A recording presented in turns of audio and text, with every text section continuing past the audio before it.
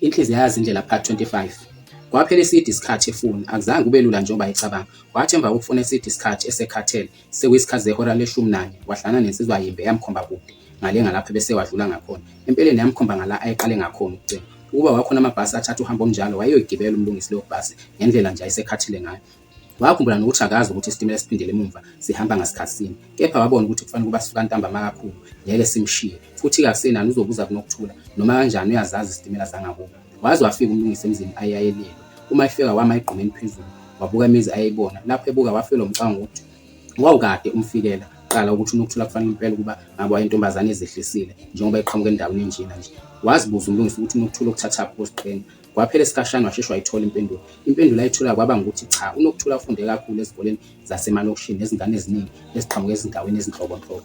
Ukuba kube esemaphandleni akumthintanga kakhulu ngoba ukhule ehlala elokishini.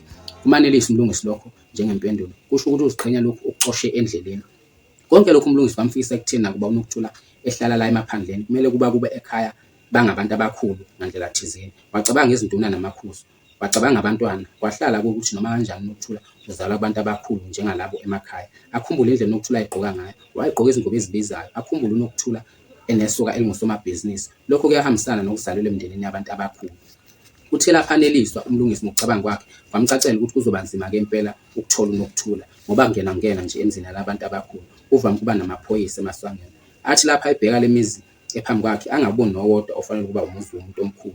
Afele ngomcabango ukuthi akunani kodwa noma ngabe uNokuthula uzalwa umuntu omkhulu uzobatshela abamphenyayo ukuthi uze kuNokuthula ungumngane. Kube ngalesi sikhathi lapho ugqama khona umbuzo ukuthi uNokuthula ndini uzomamukela kahle yini ngempela.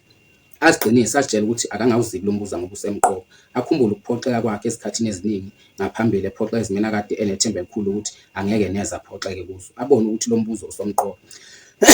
Lapho ecabangisisa ngazo zonke izinto esezenzekile phakathi kwakhe noNokuthula selokhu bahlangana. Abone ukuthi izinto zizombhedlela namhlanje. Ayikho into ayibonayo engashintsha lokho osekwenzekile kuze kube manje. Yebo uNokuthula ukhulelwe esafunda, esazakhela isinkwa sakusasa. Kodwa konke lokho nje sengenza uNokuthula ubashintsha aqome yena lutho.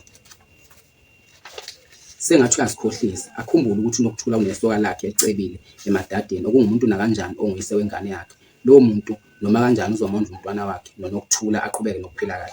Wabona umlungisi ukuthi uyasikhohlisa uma ecabanga ukuthi uzomthola uNokuthula ngoba esesehluphekile. Akukho uNokuthula la usehluphekile. Futhi ke noma ngabe ulokho okuhlupheka uzohlala alinde abanye abanjengaye, hayi yena mlungisi. Konke lokho wathi uma ecabanga umlungisi wezwe ubuhlungu obukhulu enhlizweni yakhe. Wafisa sengathi ngabe akezange eshowe. Pho wayezile nazi intaba nemposhakazi yaseshoko phambi kwakhe. Yikho lokho kufanele agudla ahambe kuko ayayofika kuNokuthula. Uma engezikumthola uNokuthula uzofunani kanti lapho aphindele emuva kube buhlungu umlungisi ukuthi sekufika isikhathi la ecabanga khona kanjena azizwe isahluleli. Usezovela aphendule emuva nje kanjalo. Athi lapho esacabanga kuzoba kuphi lapho ephindele emuva abuye abone ukuthi futhi kuyoba kuhle impela uma ebengasenze njalo ngoba kusobala ukuthi ukuza kwakhe la kube ngenxa yokuthathela izinto phezulu.